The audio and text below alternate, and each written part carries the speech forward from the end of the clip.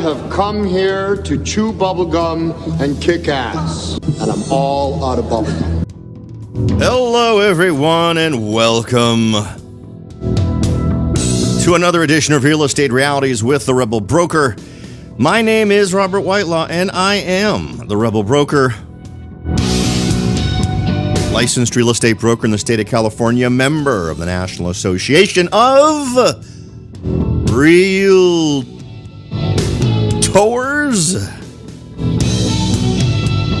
But please, don't hold that against me. Welcome to Friday, everyone. You have made it, you lucky, lucky people.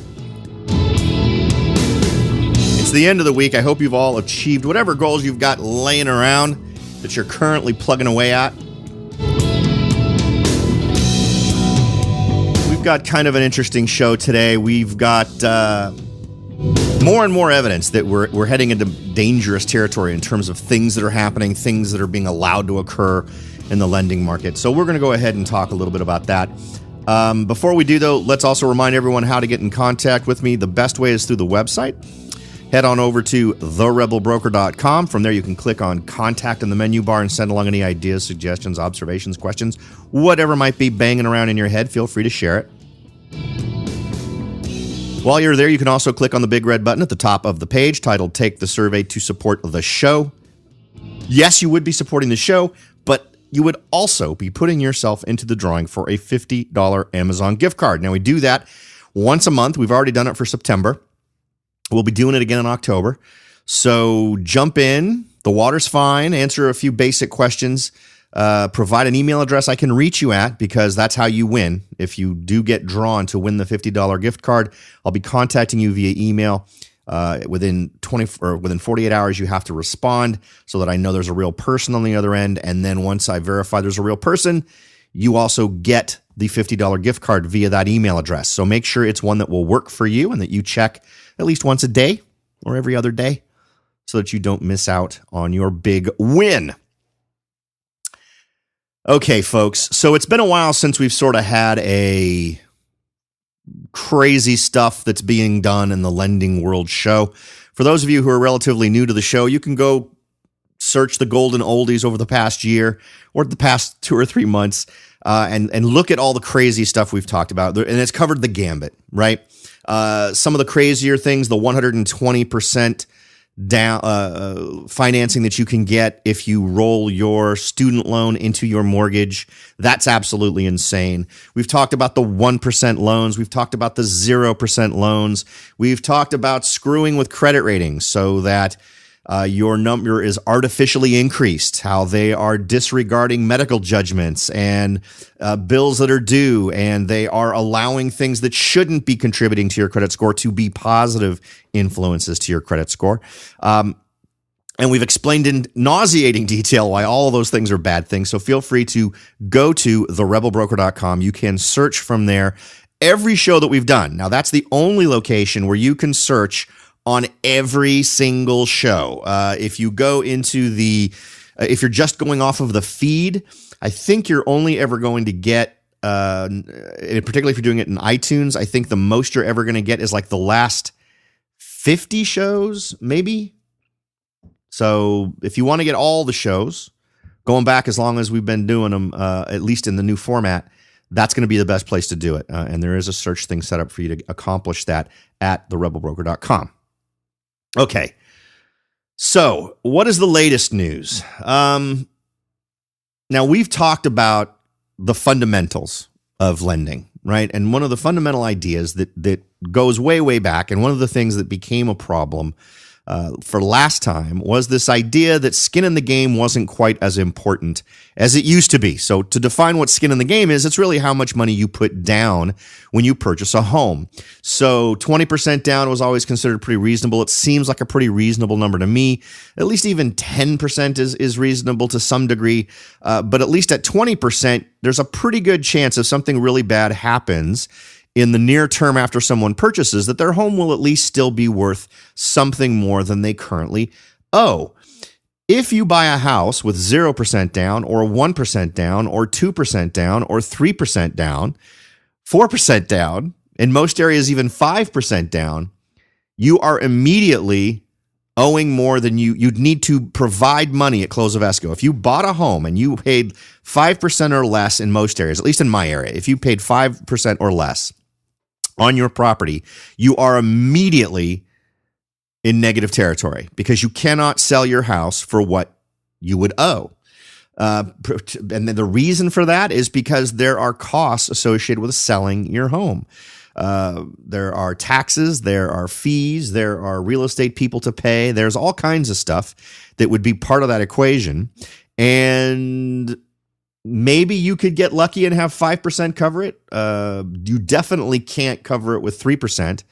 So some of the loans that are used the absolute most absolutely depend on what we've been calling here on this show market momentum, meaning that you are really just counting on the value of the home increasing to really buffer that amount, to make it so that if they did have to sell, they'd at least break even, based on the idea that the property would be worth more.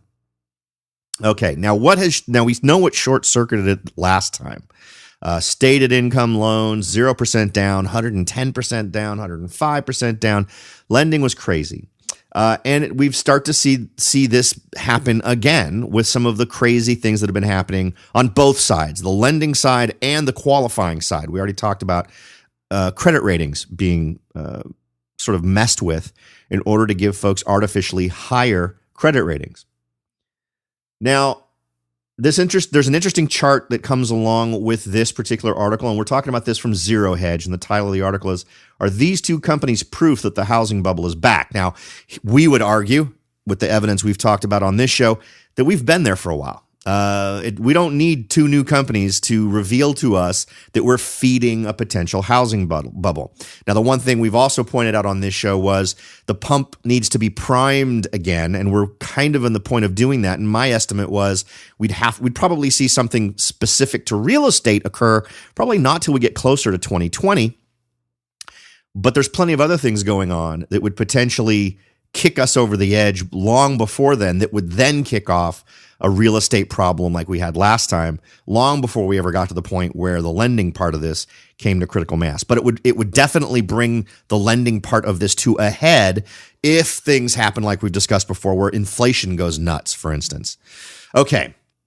So to sort of segue now into this article, there's a interesting chart that goes with this that really just charts where prices are in terms of the home price index. Now, I'm going to go ahead and post this to Pinterest so you can check that out. I'll also have it in the show notes, or a link to the article in the show notes so that you can check this data out for yourself to see, if you've got a different opinion. Totally happy to hear about that if you think something else is going on with this. So feel free to find that at therebelbroker.com, and you can check out the show notes from there. So let's go ahead and talk about the first company that is throwing another log on the fire that seems to be designed to burn down the real estate business. The first is called Unison Home Ownership Investors. It's a company that raises capital from, and we're going to see an interesting crossroads here, because this is exactly what we've talked about. It's funny. I realize I'm going into the weeds a little bit here. Forgive me. I occasionally get folks reaching out to me who believe the complete opposite of what I believe. And that is absolutely fine. I love having those conversations.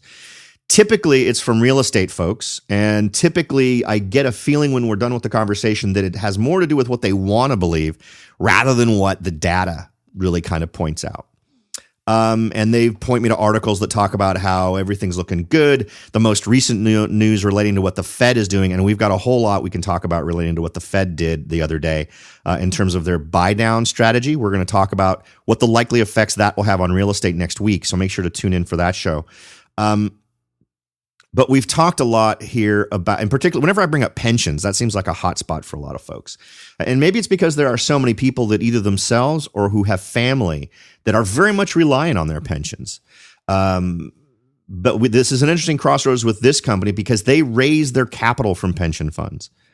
It's also important to note that pension funds have been dramatically underperforming. As I've mentioned in previous shows, they were budgeting for a 7.6% return on the investments that they put out there, and they haven't been getting it. They've been getting less than 1%. Now, here's what's bad about that.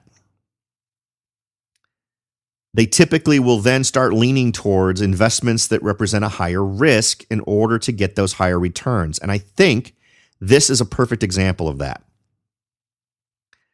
This company, Unison Home Ownership Investors, they raise capital from pension funds. And remember what we've talked about with pension funds. Illinois is only the first of many states that are going to have huge problems with pension funds. For those of you who aren't aware, and you can, again, this is something you could search on the site to hear the show where we talked a ton about pensions and states in trouble. Illinois no longer makes any more money than they need to pay pension benefits. In other words, every single dime they collect in taxes goes 100% towards paying pension benefits.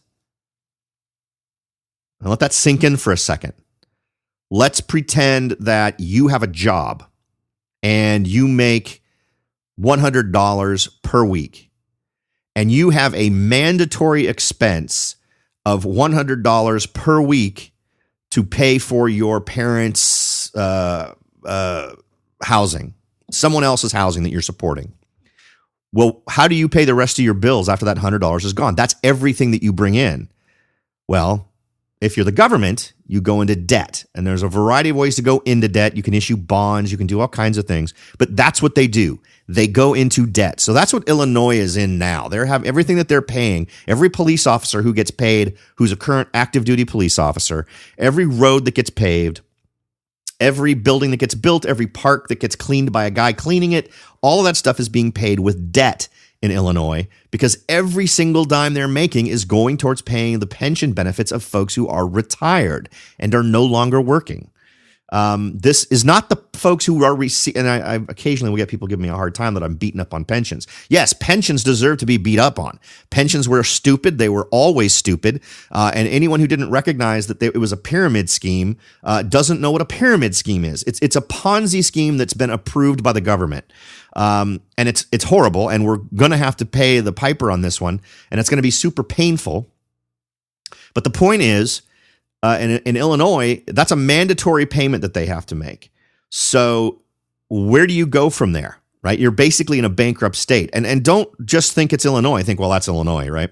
No, this is happening on the other end of the spectrum. A city that you would probably never guess is experiencing similar problems because they've had tax-based growth. They've had population growth. They're expanding like crazy. All the things that you would think would make a city or a county rich are happening here. And still, they are in a position where they are having very difficult times managing their pension. And that's Dallas, Texas. Dallas, Texas has had ridiculous growth. And yet, this is a huge challenge for them. Imagine all the municipalities and cities and counties that are sort of in the middle ground between those two types of communities that also do pensions. And you can see that there's an awful lot of areas that are going to potentially suffer from this. One reason why I keep harping on this is because this one's not going to go away. There is no way we're just going to leave these pensioners out to dry. I mean, the solution is stop all pensions now. In other words, everyone who gets hired, and still some of these communities have not done this, every community that has done pensions stops them now. You have to live up to your obligations relating to these pensions for folks who have been getting them, but you have to stop giving them to new hires right now. It has to end. And if possible, even make it retroactive back a certain number of years and convert all of that into a 401k style thing. It cannot be a pension. It just can't. They don't work. History has now proven it beyond a doubt. So first, fix the problem. But we're not here to fix the problem. Unfortunately, we don't have the power to do that. But understanding the problem exists makes you a smarter mover in the world of investing or anything else you're going to do, frankly. All right. So why am I going so much into pensions here? Because it's a key point to note that anything that pushes pensions further over the edge introduces us to a huge level of risk. All right? Huge level of risk. And we'll talk about why in a second. Okay. So they raise capital from pension funds for these investments, right? And we're getting to the juicy part here. And the investment is this: down payments on houses where the buyer can't afford to put 20% down. It's a win-win relationship where the buyer gets to purchase a house he or she really can't afford, and some unsuspecting teacher in Minnesota gets to invest in the equity slug of a highly levered house in Bubbletown, USA. In an excerpt here, Unison co-invests with prospective home buyers, typically putting 10% down along with a bidder's own 10%. helping them qualify for a standard 20% down home loan. Depending on the lender Unison partners with, a home buyer can end up putting as little as 5% down. Unison's investors, who the head guys say are typically large pension funds with long investment time horizons, realize a profit only when the home is sold. The product is attractive to such investors because they need assets that match their liabilities, pension payments sometimes 30 or 40 years away. Other than a few private equity funds that bought up cheap single-family homes at the housing market's bottom between 2010 and 2012, there are few ways for investors to own a diversified pool of residential real estate, a market that a $30 trillion is more valuable than the U.S. stock market. A homeowner can buy Unison out at any point after 3 years as long as it recoups its original investment. A homeowner can sell the home to another party at any point, however, even if it results in Unison taking a loss. Let me say that last one again. A homeowner can sell the home to another party at any point, however, even if it results in Unison taking a loss. All right. So, first of all, the business model. How smart is this business model? Well, it's absolutely smart if you think that the real estate market, the real estate prices as they are now, are going to continue to grow. If you believe there's a period of stagnation coming, maybe it's not so smart. However, one point that's made here is in terms of the pension fund folks. Well, since they're thinking in much longer terms, they're probably not in a horrible position here unless we see a ridiculous downturn where these holdings just evaporate, right? Because it's not simply a point of, well, at some point the house will be worth X or Y. It's really, it comes down to the deciding factor being the occupant of the property. And what did we see occupants do last time? Well, a lot of them declared bankruptcy. A lot of them ended up moving out of their homes and abandoning the indebtedness. Now, what happens to these companies that are taking pension fund money and investing it in these down payments and a bankruptcy occurs? Well, it sounds to me like the folks who lose the money are the investors or the pension funds. So where do we go from there? Now, we're going to talk a little bit more about this in a second, but we're going to take a quick break, so don't go away. We'll be right back after this. Are you ready to jump in and start your search for your first investment property? Maybe you've decided that it's time to own your own home, or maybe you're ready to sell your home and move on to something new. No matter what your goal is, the Rebel Broker can help. That's right, aside from hosting this show, I am also the owner-broker of Whitelaw & Sons Real Estate Services right here in Silicon Valley. With over 25 years experience serving Silicon Valley, Morgan Hill, San Martin, and Gilroy, I or one of my great agents can help you achieve your goals in real estate. So if you're ready to look into taking that next step towards achieving your real estate goals, point your browser at www.soldbyrobert.com. That's www.soldbyrobert.com and get in touch. Let me show you how I will earn your business and your respect. Again, that's www.soldbyrobert.com, or you can call me at 408-852-0525. California Bureau of Real Estate ID 00984-909. Welcome back, everyone.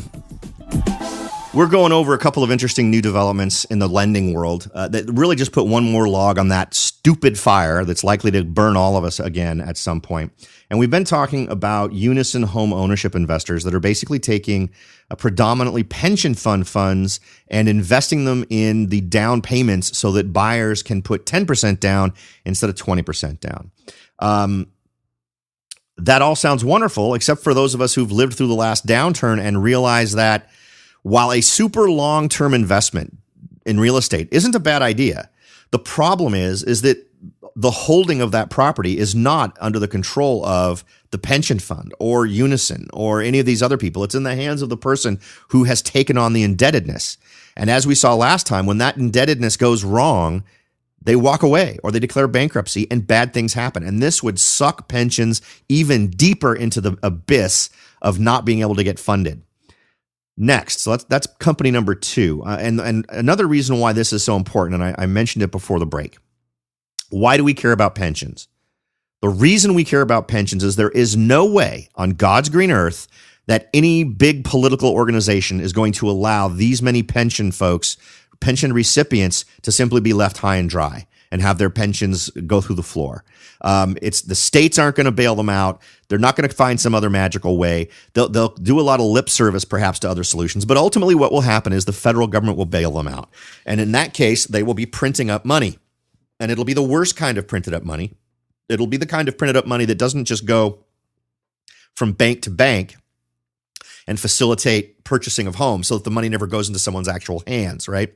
When you're buying a house, you never actually get to hold that money in your hands. You don't get to pile up $300,000 and roll around in it and decide whether you want to do something else with it. It goes with the house, right? So there's this little wire transfer that happens, and digital dollars magically go from one bank to another bank, which is the bank of the seller. And then the seller takes that magical money and puts it into the house they're going to buy, the new residence they're going to go to. They may be able to pocket some of it because of a price difference, but the point is the bulk of the money stays within this banking system. This money wouldn't be that money. This money would be money gets printed and goes directly into people's bank accounts to pay for stuff, which gives it velocity, which dramatically increases the amount of inflationary influence it has. Big influence in inflation and in terms of increasing inflation equals really bad things for real estate. Inflation equals things costing more. Imagine a world where on Monday you have $1 in your pocket, and 7 days later on the following Monday, it would take $2 to pay for the same quantity of milk. That's inflation. It simply equals your money having less buying power. It's the invisible tax. And it's another reason why I dislike such centralized manipulation of currencies. And that's a much longer story. That's not really a real estate discussion. But the point being that it's a tax that no one ever actually reaches in and takes the money. You never see a pay stub that shows how much money has been sucked out of your life, but it's a tax. Okay. So here, that's company number one. And that's the crazy crater that gets left behind from this business plan. And here's something else that's not specifically mentioned here. I would not be surprised at all if they have somehow managed to link this up with being protected on the back end. Whether that means that they've done something with Fannie or Freddie or with FHA, I'm willing to bet an awful lot of money that they have some sort of a backup plan in order to cover themselves so that whatever losses they might experience get transferred to you, the taxpayer, and don't end up getting held by them. All right. Next, a startup called Loftium will pay your entire down payment if you agree to rent out one of the rooms in your new house over Airbnb. Now, I've seen a ton of different articles about this. Of the two we're talking about right now, this is one you may have actually seen because it's been covered by tons of news outlets, and it has been almost universally celebrated as a wonderful idea. It will contribute $50,000 for a down payment as long as the owner will continuously list an extra bedroom on Airbnb for 1 to 3 years and share most of the income with Loftium. The strategy might be particularly appealing in booming markets like Seattle, where rent prices are rising even faster than home values themselves and which are popular tourist destinations. This one is a little bit less scary than the other one, but we're talking about a pretty big chunk of change here, $50,000. It depends on what market you're in, of course, because it's going to be relative to the overall purchase price of the property. So that's going to depend how much quote unquote skin in the game there is for this particular person. But I think this potentially suffers from the same problems as the other solution, depending on where Loftium is getting their money. If Loftium is getting all of their money from the same sources and putting those same assets at risk, it kind of potentially ends up risking the same downside. Now, one other thing we can say about this, I did visit the Loftium website, and they had an interesting question. Is Loftium's down payment considered a loan? And the answer to their question, or to the question according to them, is no, it's not a loan. The down payment they offer, according to them, is not a debt. It's part of a services agreement. You enter into a contract, and this is how they're probably getting around a lot of the lending rules relating to gifts that would be money gifts that would be tied to the property. You enter into a contract with Loftium, and when that contract ends, typically after 36 months, you don't owe us anything. There's no payback if we don't make enough money on the Airbnb income. The risk is on us, not you. Somehow I have a hard time believing that. In terms of ownership, they also ask, will Loftium own part of my home or be a co-owner? No, they do not own a portion of the home, and we are not listed on your title or mortgage. So there you go. The only question they don't answer is, where does Loftium get their funds? Now, for at least a partial answer, I was able to find some data in an article from Quartz.com that says, quote, Loftium has raised $2.5 million in funding led by venture capital firm DFJ. It has separately received financing for 100 down payments of up to $50,000 each, a total of $5 million from a single institutional debt investor. She declined to disclose the name of the debt investor. Loftium has received federal regulatory approval to make its first 50 down payments in Seattle, and from there plans to expand to other cities with Airbnb-friendly regulations. Quote, obviously, we have a huge incentive to launch in the right cities because we're the ones holding that risk. So kind of interesting. I'll be watching this one to see how it pans out. It's, if someone wants to give me $50,000 and I can buy a house that has a room that's part of it that would be distant enough that it wouldn't annoy me, that seems like a pretty good deal. But I'd really want to know more about this. If this is linked with a lot of these different investment strategies that would relate to pensions and putting other things at risk, I'd have other things to be concerned about. And it wouldn't surprise me if we end up finding out to be the case. But of the two, this whole Loftium thing actually seems like the most interesting. I wouldn't invest in Loftium, but I sure wouldn't mind getting $50,000 from Loftium. All right, folks. As always, the goal here on the show is to leave you with far more value on the table than you invested in terms of time. I hope we've achieved that today, particularly for a Friday, so that you can have this stuff bouncing around in your head till Monday morning when we speak again. Thanks for listening. I'll talk to y'all next time.